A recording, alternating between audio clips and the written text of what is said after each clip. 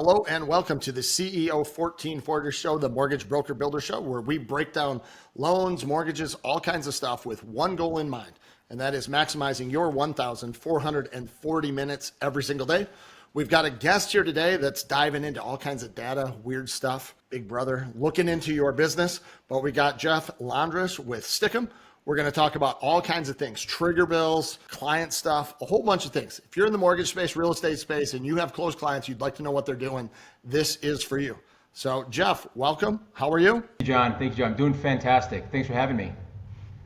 Awesome. No, super excited about this because it's a space that we get a lot of questions about. We have a lot of people trying to figure out what's going on. There's been a lot of noise out there. And you actually are somebody that came on recently. We've been using you in our own business and seeing positive results. Just a couple weeks in, we've actually got loans in process, clients that we're engaging and stuff, all because of your tech. And super was easy to put in place. And I said, this is something more people need to know about. So happy to have you here. And just the format too, wide open. Like you got something to say it. Most of the people that are listening are probably mortgage bankers, mortgage brokers, probably a handful of real estate agents, and that's kind of who our clientele is. Probably don't have any company with 5,000 loan officers there, so smaller people, and I think that's kind of the niche that you cater to anyways. Yeah, exactly that, John. Exactly that. You run a company right now that does credit monitoring, a bunch of different things. Yep. And you play right in that space with the trigger bills and all that. So yep.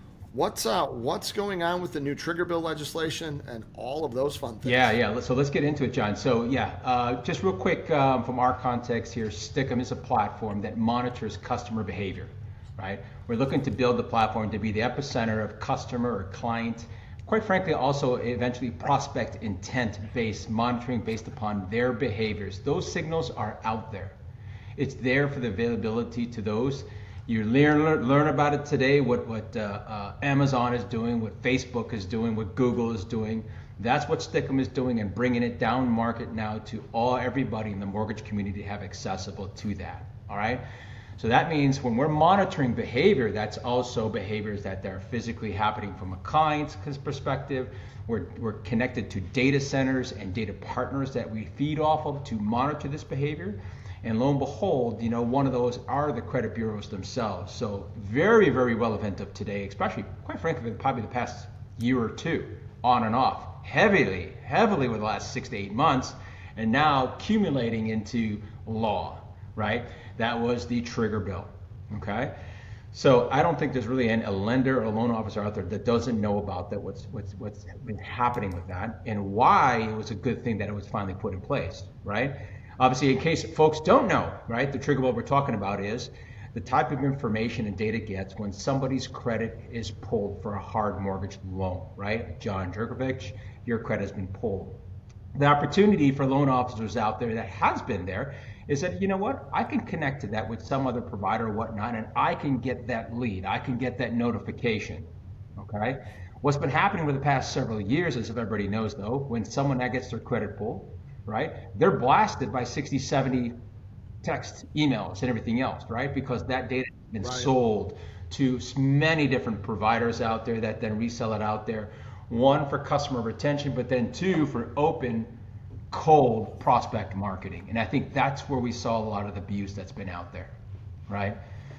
Now, everybody probably also knows that it's been going through Congress. Yeah, I think the many really good supportive organization has pushed the bill through to where now the president has signed it, basically abolishing the use of that trigger type of data, right, for the particular folks that are out there, sources that are out there, unless you reside into one of the 4 carve-outs, right?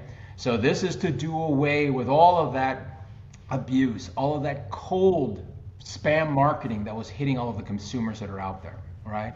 The carve-outs are this, of course, if you are a servicer, if you are the loan originator or lender, I think there's 2 more out there as well too. Oh gosh, I forgot what the other 2 were, John, but those are the kind of the main ones that we've been looking at, right? And so when the trigger bill hits, which I think will be in effect probably in about 4 months now, because I think it was at the beginning of September-ish or something like that, 4 to 5 months it's going to come into effect. right?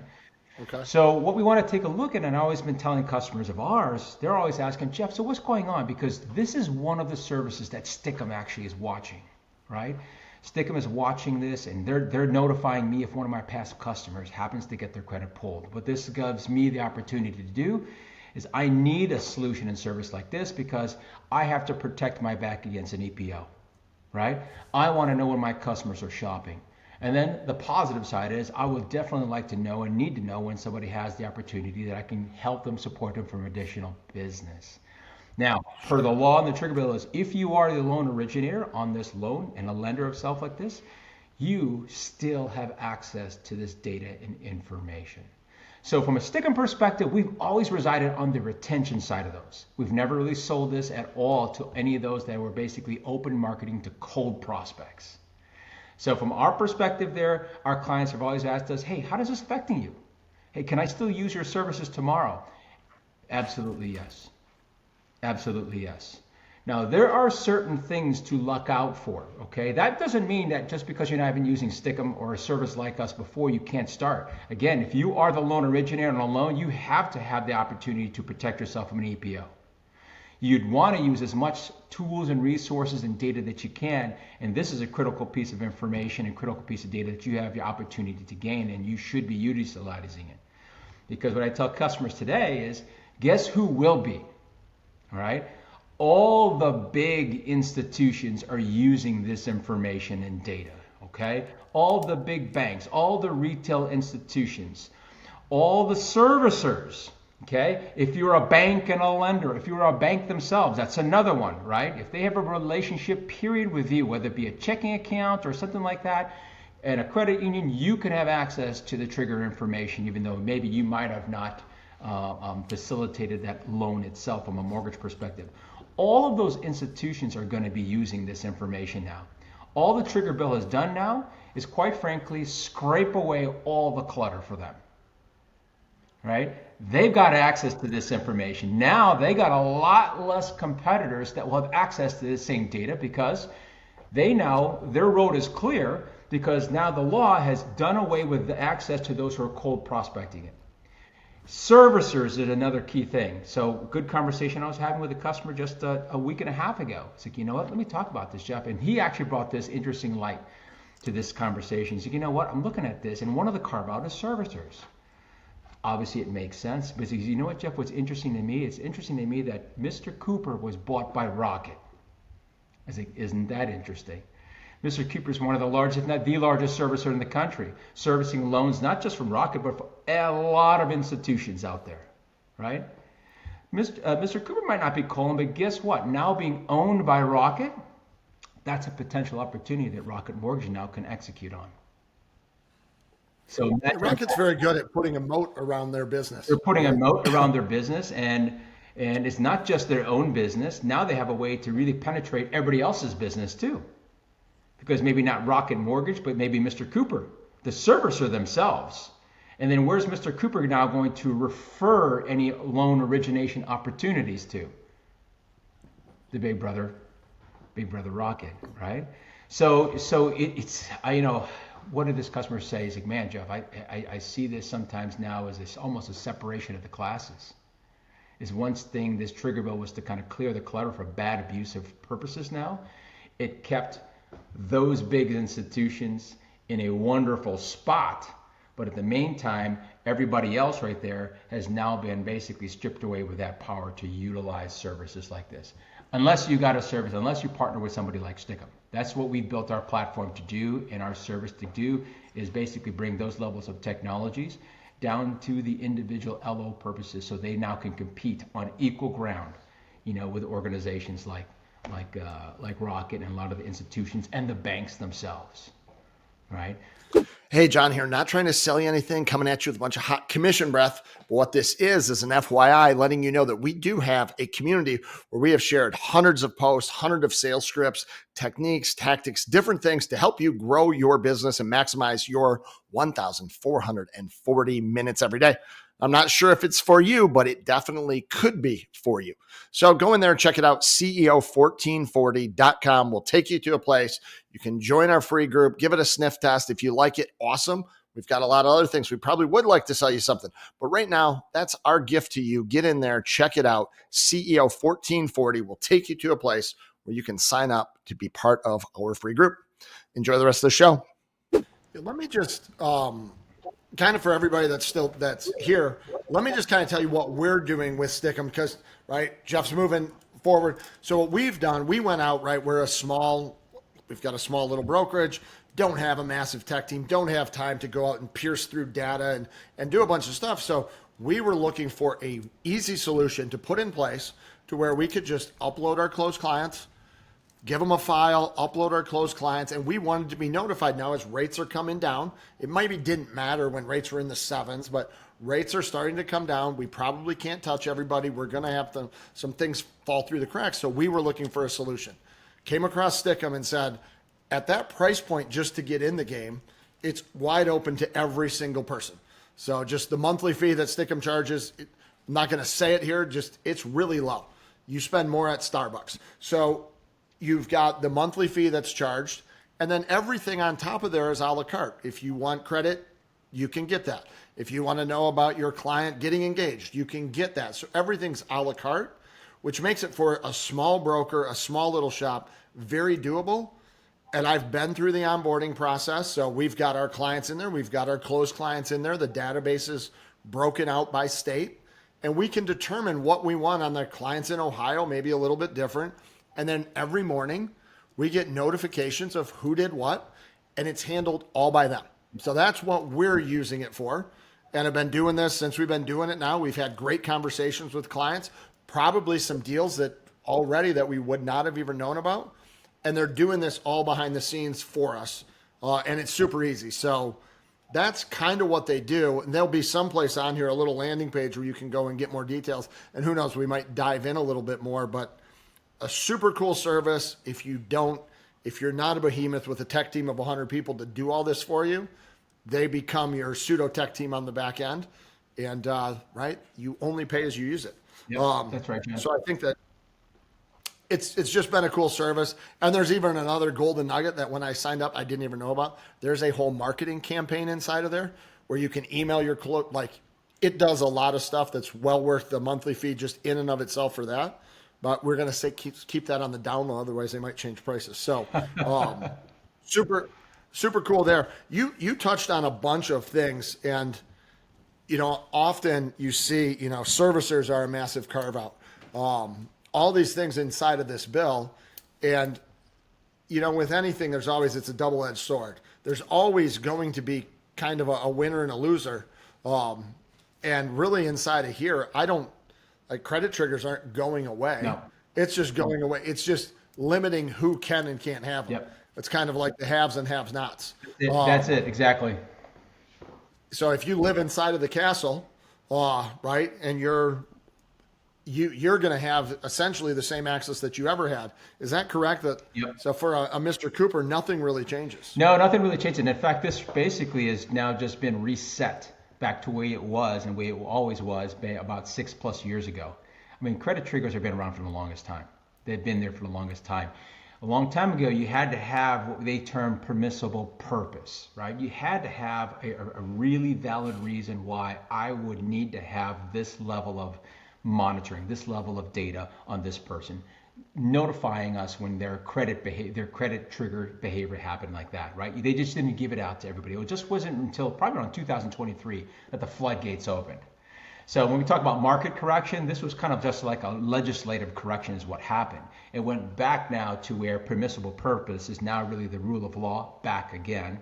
Okay, again, so that now if you're the lender or the originator, you're a servicer, if you're a bank or credit union, and the fourth carve out was, again, if you got an opt-in. Okay, now it comes back to those exclusive permissible purposes when somebody now has the opportunity to have this. Now, it is very key because when moves like the winners, like for instance, I mentioned before, a lot of the large institutions, Rocket Mortgage, the servicers like Mr. Cooper, bought by Rocket Mortgage, they knew all of this was going to be happening. And they knew a lot of those competitions, that clutter and those purchased prospect leads are going to be scraped clean, gone away, and they're going to be left by themselves. And they're hoping that the smaller communities, the SMB organizations, small to mid-sized businesses, would just be in a tailspin, would not know what's going on, and not know where to go get these same type of services and data intelligence like they do. That's what they're banking on, right? So now take away all the additional services on the prospect side, clears the ways from them. They're bolstering their portfolio of services like Rocket did with Mr. Cooper, now getting into servicing. And they really have, on a way, they're wanting to have a monopolization on this type of data, right? That now the law restricts so many others from getting it. Everybody now, if you are the loan originator, can access this information. It's imperative that you do. Of course, some of the conversation I have with customers is, you know what, this is why it's important. Until the day you do not have to take the burden of an EPO, right? You need to protect yourself, and you need to be allotted the services and technologies and tools so that you can protect your income. You can protect the hard-earned efforts that you've done, right? Because you know, John, as well in the mortgage space right there, all this effort, all this time, all this expense, all this consultation does have a cost, right? But until that loan closes, the mortgage provider, the loan originator, doesn't get paid on that, right? Right. Then they finally get paid off after that long-winded work, but then they still have to watch your back. Heavens forbid, something happens with that loan that they change certain directions after a period of time, that could all be taken away. Is that fair? Not fair necessarily. They need to balance that out with technologies like this or data like this, right? So the big guys know it. Rocket knows that, right? They're taking steps ahead of time, and now the SMB market needs to absolutely do this. Number one, to protect their back. Of course, number two, those same folks right there should always be working from a relationship purposes. Talk to a good financial planner. Talk to a good investment a wealth manager. Talk to a person like that work with these institutions where although they're life insurance, but they're on investment basis. There is a metric that they go to, and I've got a couple of good friends that are in those spaces right there. Okay, they go through a 5-year time frame from the person walks in the door to the person that they're fully sufficient in what they do, and that sufficiency means, and I'll explain it in just a couple of minutes. But they look at every person like John. John is not one transaction. John is 10 to 12 transactions in a lifetime. That's what John is, right? In fact, they'll come in and they'll cold call for the first 2.5 to 3 years, right? So all they're doing is cold calling to find new people, like maybe a new loan officer is, right? To get into new opportunities. After a while, that teeters to about 50-50 around the 2.5-year mark. When you hit that 5-year mark, okay, if you're like in family planning, wealth management, insurance like this, you're about 90-10, 90% customers, 10% prospecting. That's the model, right? What does that tell you? That means these folks are not transactional. They're not hustling after it. They're hustling after relationships that last years. You know what their biggest source of referrals is? Not a third party, their current customer base. Every week, I've sat in meetings with these folks. Every single week, they sit in their own team meetings, and one of the metrics is how many referrals, how many names have you gotten out of your current customers, right? Sisters, uncles, aunts, best friends, brother-in-laws that they can now help and support and grow business. I often hear a lot of times nowadays, like, you know what? Hey, I'm really from our customers. I'm trying to get more real estate agents. I'm trying to get more XYZ. I'm branching out into CPAs. Wonderful, but you're missing the one giant referral base right in front of you is your current customers, right? That is a gem. I have some of our customers, they make about 45% of their actual business comes from their own customers. One, an additional business of the same customers, but two, referrals from that customer base. They mine them constantly, provide value constantly. They're in front of them constantly, and then they protect them like crazy, right? Technology is waiting. If somebody is trying to nab that customer and steal that customer away, they know it. They know it because they have the technologies in place. Better yet, though, they also put technologies not on the back end to save a customer. They're using technology now to actually be ahead of the entire competitive scope when someone gets into the process to say, you know what, I want to find out when John's even thinking mortgage. I want to see you manifest and utilize and find the behaviors that John is exempling to basically says that he might be looking for education on mortgage, on housing. And last but not least, and this is kind of the tip from the other populations that are dealing with these same consumers, like real estate and insurance and whatnot. What are the different life events that, whether it be directly or indirectly, change human behavior, right? I'm a single guy, I get married. I'm gonna physically have to change my behavior. I'm gonna physically have to change. We have a kid now. I'm gonna change. I can't just go about tomorrow the very same way. No, I'm gonna have to change my behavior, plan, and strategically, physically take different steps than I did yesterday. Those are the different things that are happening out there. Like we talked about, data is available. We talked about data available being on the back end from protecting ourselves when a credit gets pulled. But the same level of data is available, and the same level of intelligence telling the loan officer today what's happening with their population is available on the front end, right? Can you know when your customers are browsing the web? Do you know when they're thinking about, and actually not just thinking, but doing things to learn about mortgage? You absolutely can know about that. Absolutely. What do you and the question I asked it, what do you think that's going to do for your ability to send, to market to them, to communicate? You know, life change happens. How about being top of mind, in front, supportive in the areas like those, like this, keeping you there so that now you can be present. It's all about being present and all about being timely. That's really what the new, I would say, 21st to almost 22nd century marketing and business development is being present and being timely, and last but not least is being relevant. Hey, John here. If you're anything like me, you like to get in, poke around, you like to check things out before you go diving in head deep. We've got a group where you can do that very thing. CEO1440 is a community. We post in there all the time. There's hundreds of different people, a lot of different conversations, and things that you may be able to take away and apply into your business. Now, the guarantee, I can't make you any guarantees. It's not going to 5X your business, but what it might do, it could 5X your business, probably will give you some things that you can tangibly take away and start applying in your business every single day. Everything we post may not be for you, but it definitely could be for you. So check it out. The group's free. Would love to see you in there. CEO1440.com. Enjoy the rest of the show. Yeah, I think that all of those things that you said, and right, we mentioned that, right, I'm here in the Metro Detroit area, and right, we mentioned that big red machine that's down there, but they've done a lot of very strategic things, right? They bought, I don't know what it was, Credit Karma or whatever it was called, Truebill, that I think became Rocket Money. Yep. Right, whatever it was. And they're monitoring, right? Kids get out of college and they begin monitoring their credit, showing them subscriptions that they're not paying off. Because that's really the start of the funnel, is building credit is the start of the mortgage funnel. It happens somewhere 18 to 25, yep. Right? That's when you can begin to determine who's going to be your next client. And you have lifetime value, right? What is the lifetime value of somebody? There was a really interesting study that I read, and I don't know if it was NAR or National Builders Association. Somebody did a large cohort back in 1979. These numbers may kind of blow you away, but back in 1979, they took a group of, I think it was 16 to 22-year-olds, men, women, you know, Asian, like everybody, right? They just a wide cohort. It wasn't like all white dudes. It was like just a very good sampling of the U.S. population, right? The people that are here.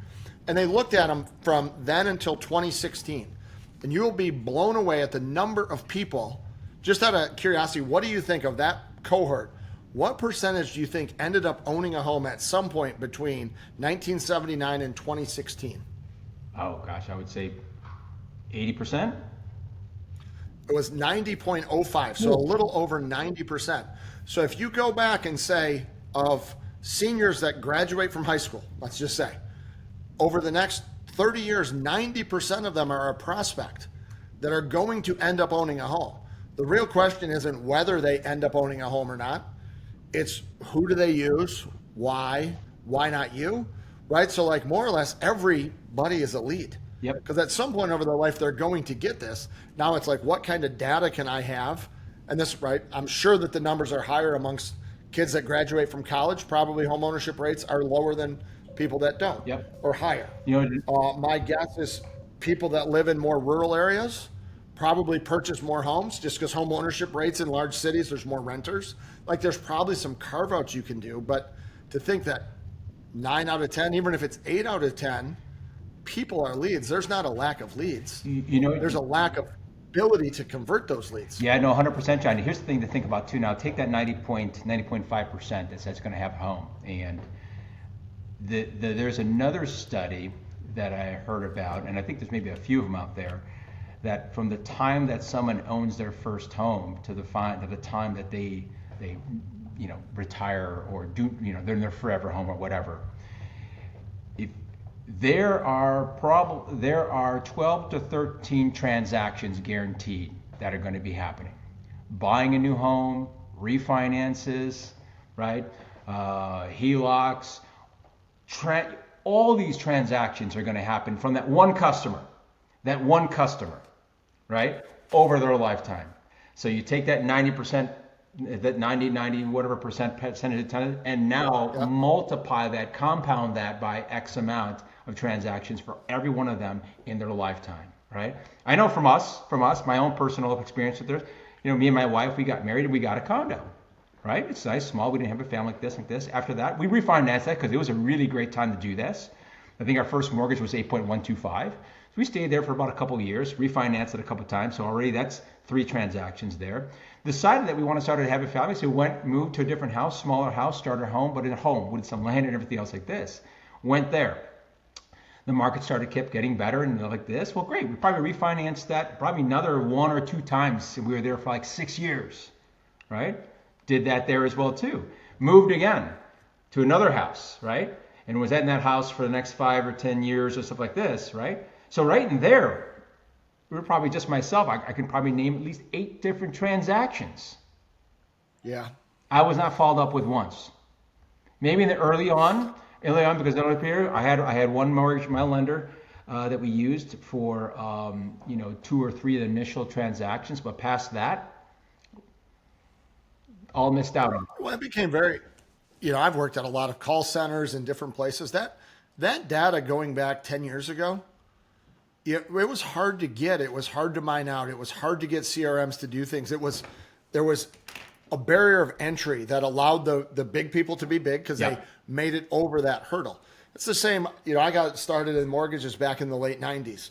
Bill and Monica were in office and they were doing their thing, right? Like we had Y2K, and then you started to have CRMs come online, right? It went from your Palm Pilot to a CRM. And it was easier to do outreach and it was easier to do things. But even back then, we went through the licensing thing. And I remember hearing, right, Dan Gilbert, who's the founder of Rocket, he was talking about licensing. And he wanted it actually to become harder for the licensing. Right? Because it was they had figured out how to get licensed in all 50 states. There wasn't a lot of people that could do that. So they had got over that hurdle. And so the longer it was difficult for other people to grow, right, that licensing put a moat around the business of the people that knew how to do it. That's right. And CRMs, right, as data became, if you had the data and it was hard to get and you were smart and had the resources, you could use that as a moat. And it keeps there's a new one today, right? It's AI, it's all these different things. And the companies that can take advantage of that will figure out how to take market share, add more value to their clients. Or if you're just a little person, you've got to figure out how do you prioritize your 1,440 minutes to set aside some part of your day to go out. You probably can't expect to compete against some of these behemoths and win.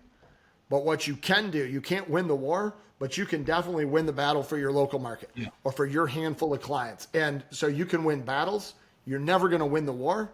You're just going to win your battles. And I think small little carve-outs, there's going to be a lot of small brokers that figure out how to be the best in a 6-county radius. And I think it's exciting. One thing to think about too is, we're talking about the competitive market. It's amazing how such giant houses like Rocket and whatnot, and I'm not going to badmouth them. They're just who they are, right? They're a contender in the marketplace, but they're fighting in the same battlefield as the individual loan officer in their own little county.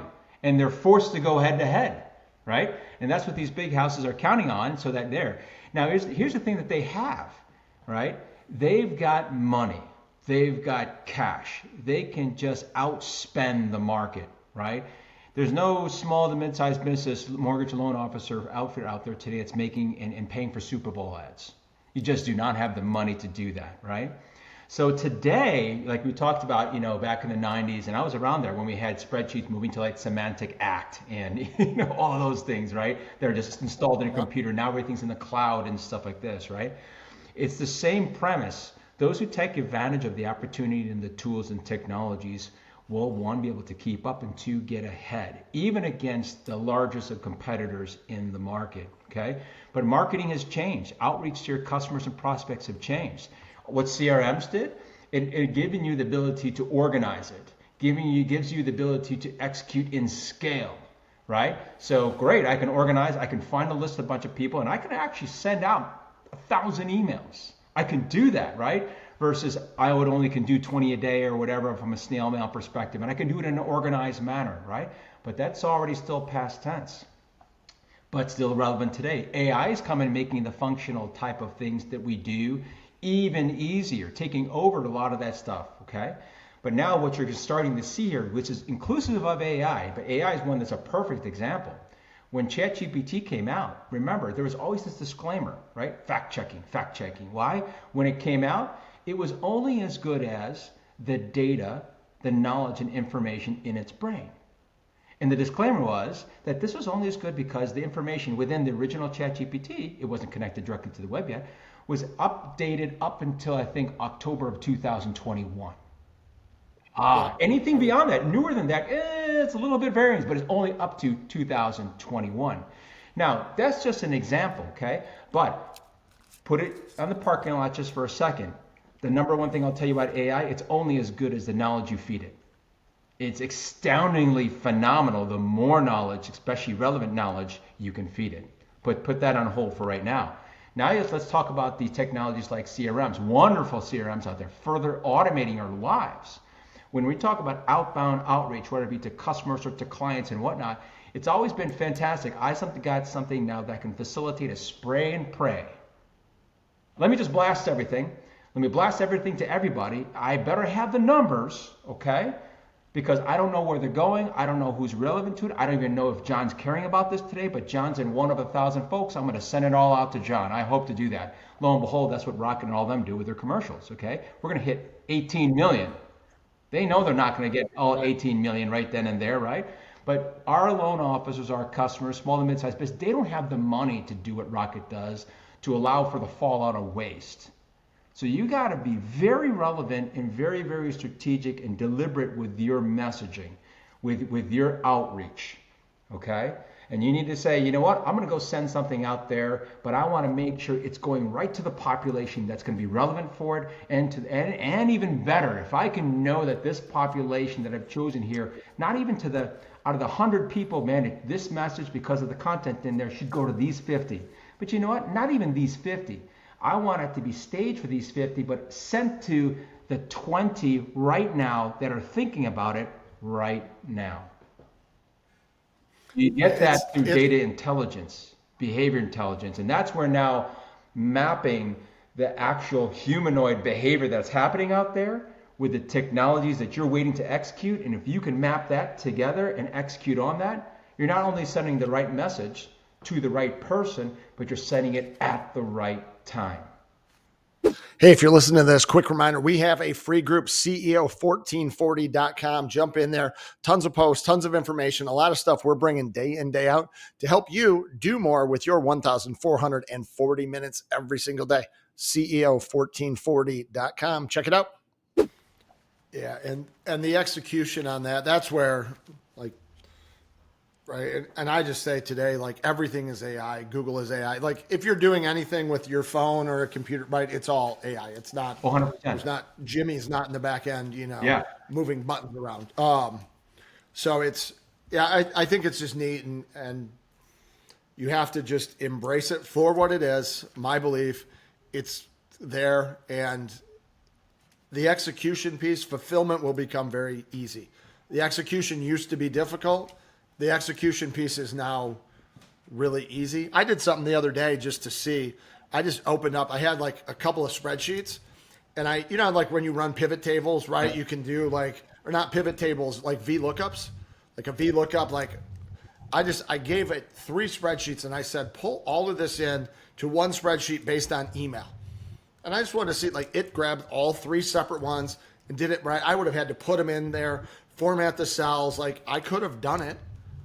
I know how, but it did it in a matter of milliseconds and just spit out. Did you want it in one sheet? Like, the execution was just flawless. I went in, double checked it. I'm not sure if it's right, but it looked pretty dang right.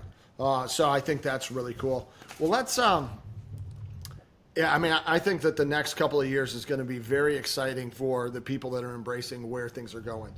I got a question for you. And we talked about the trigger bill. We got off of it a little bit. What happens? So in the past, I had always said your client never had to get credit triggers. If you allowed your client to get a credit trigger, it was your own fault.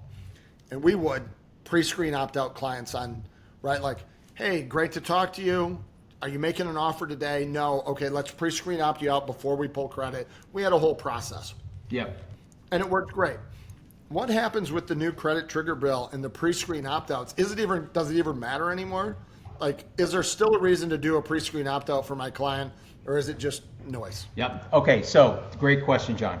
And this is a question that's come up probably once a week over here from the opt-out pre-screen process. Now, think about the reason behind why we wanted to put that in place, especially over the last 3 years, right? Because our customers are getting bombarded. They're getting bombarded 60, 70 texts within the next half an hour, right? So we had a process in place. We had a tool that was in place today, right? I said, yeah, you know what? Let's get you signed up, Jeff, for this pre-screen opt-out process, all right? This is what's going to happen. This is to avoid cluster of confusion and chaos that's about to come, okay? Great and wonderful. It worked, okay? Now, the opt-out pre-screen process puts it kind of like on a DNC, do not call type of thing, but it sets that flag at the carrier, at the credit bureau level. That means no one is going to get this trigger pull anymore. Now, when they're getting all the abusive actions of what the cold prospectors were using triggers for, that was we have protection of our customers, and that's what we had in place today. Now, the trigger bill comes and says, you know what, opt-out pre-screen, as much as you think you can do and the effort you do, we're going to do this even better. We're going to make it outlawed that you can't take and buy cold prospecting lists and cold triggers and just blast everybody. We'll take care of that for you.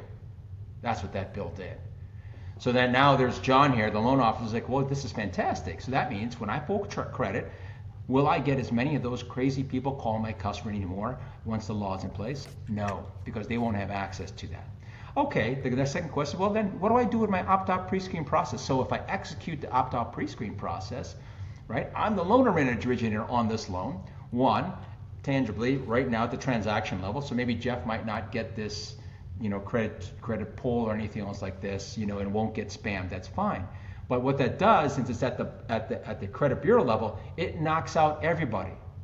So here's loan officer John, that is the originator on the loan, who is part of the carve-out that now should be able to get the trigger bill. And maybe he has a service like Stikkum or some other service that says, you know what, John, we can watch your back, because if one of your customers comes into play here, we'll be able to find it for you, okay? We'll be able to notify you when someone else is pulling their trigger. Should they want to refi? Should they do something with it? If that opt-out pre-screen is in place, that will take effect, and not even John will get that credit trigger anymore. So the original purpose, the purpose, especially as of late, right, that we were utilizing, that our customers were utilizing the opt-out pre-screen process, that has now become obsolete, or will become obsolete as soon as the trigger bill comes into play. And thus the only people that would lose on that standpoint would be the originator themselves, because they now will not have a functioning capability of getting the triggers that they're now allotted to get. Hey, I want to get a quick message to you here about adding value. And our industry is terrible at telling you, do this, do that. So many people want to add value to you, but value is not in what I give. It's what you receive and whether it makes sense for you or not.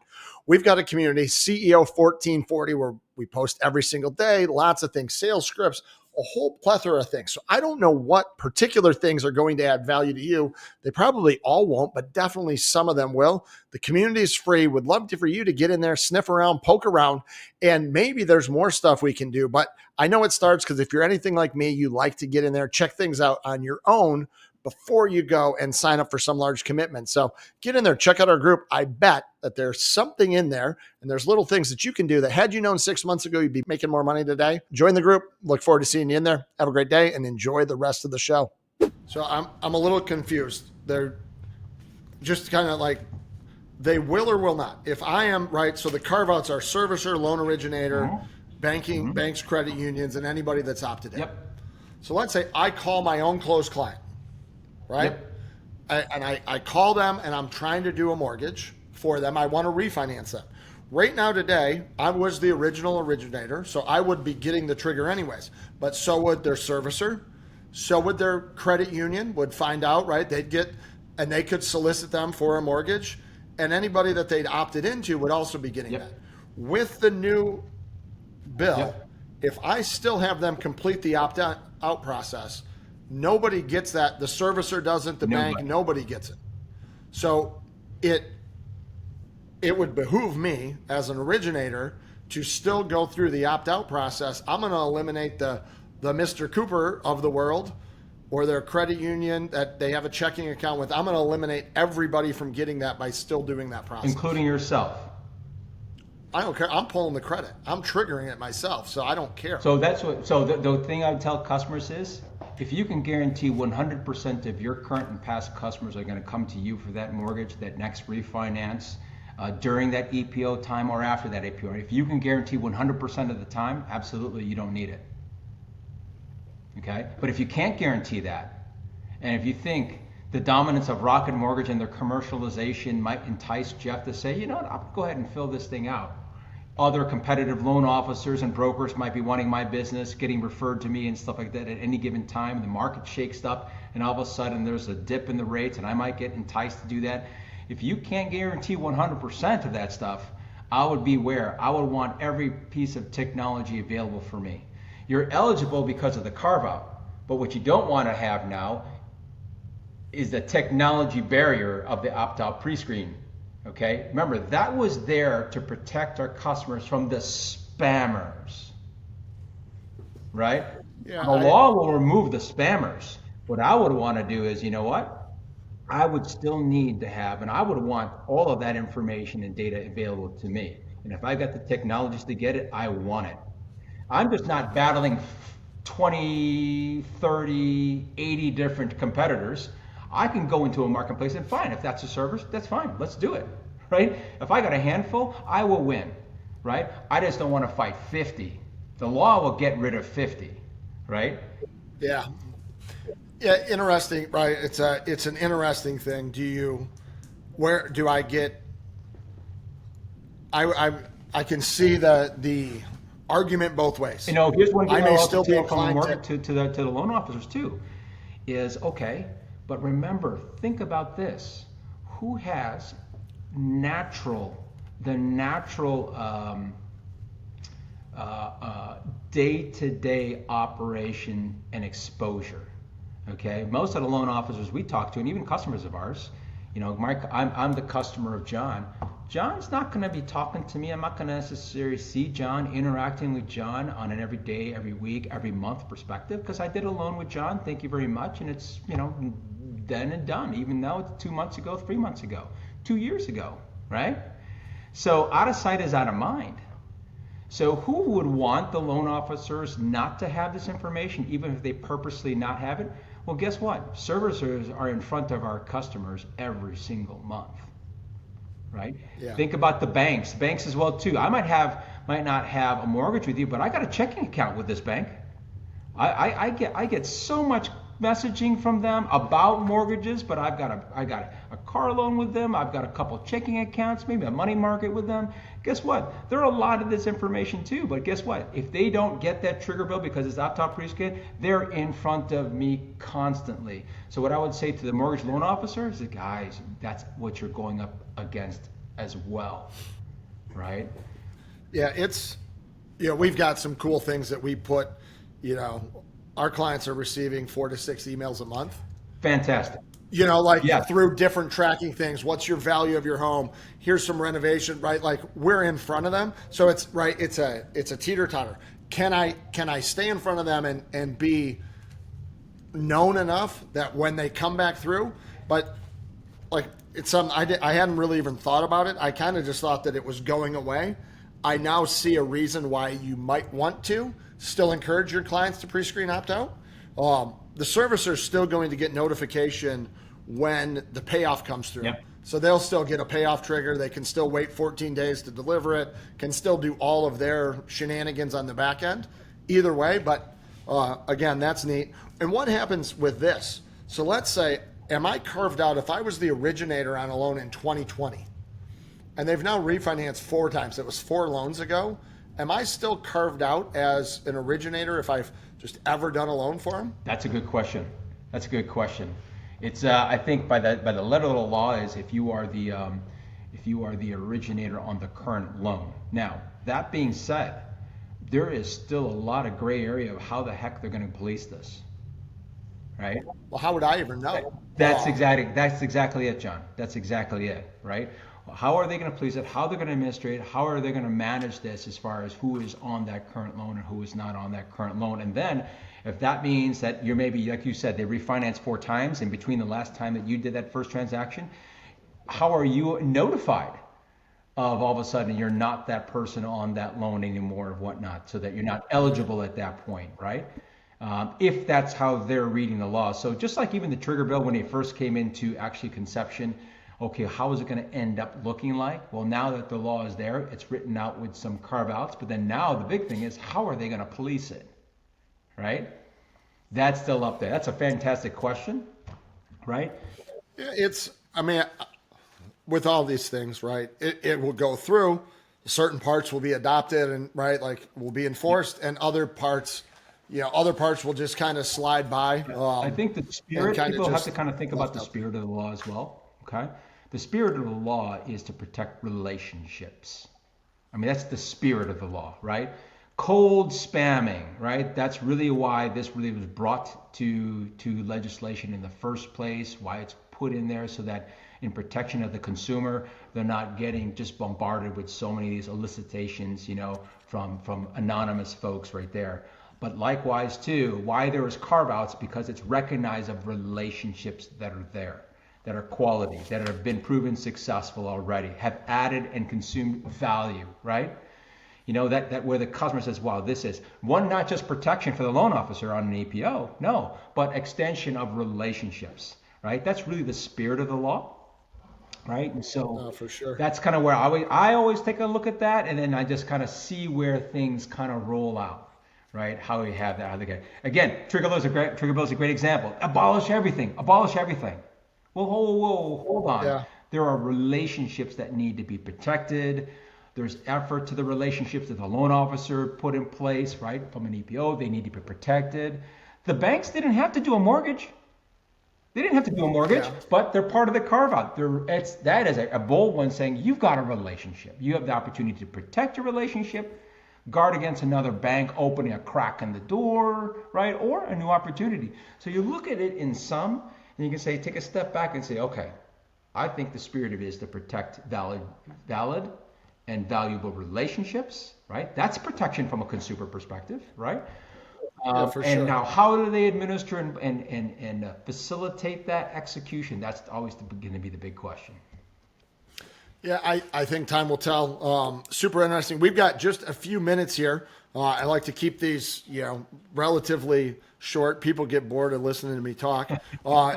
Just one thing that I want to highlight here really quickly. So, I mentioned before kind of how we're using it on the back end is just something, and just if you can just touch on this really quickly, you've built a whole, right, you're doing this data collection and telling me when somebody gets engaged or they're married or they're filing for a divorce, right? You've got all these signals, right? I like to say there's signals and then there's just noise, which is just a lot of stuff. I feel like you've done a good job dialing in the signals, but you also have a pretty robust email campaign, right? Like just database management. I almost call it like a light CRM. Which it's just a really cool part of your program. Do a lot of people take advantage of that? Is that? We have quite a few. There's certain aspects of it, and our evolution was first and foremost, of course, our big part of the Stikkum platform right there is just like you said, just improving and giving the loan officer the opportunity to embrace the behavior intelligence that are out there, right? Know when the customer's credit is pulled, know when they're surfing the web and browsing or searching on Google for mortgages, right? Searching for homes on the websites and stuff. all the different life events that are happening within their day in, day out business. Know about that so that the loan officer can now have that information right in hand, very timely, and now execute upon it. Execute upon it. That about 4 years was now a situation that one of our customers came up to and said, hey Jeff, I love this because now I get and I know who's in the market, when they're in market, and exactly when and how I should go after them. Hey, can you help me out for a second here? I'm like, well, what do you need help with? He goes, that how I need to execute on it. All these CRMs and everything else like this, I want to do all this, but I'm looking at 8 different systems. I'm looking at so much money like this.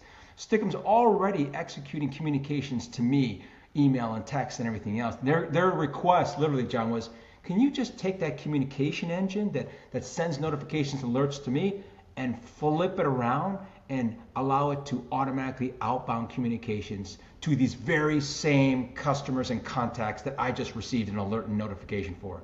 Yes.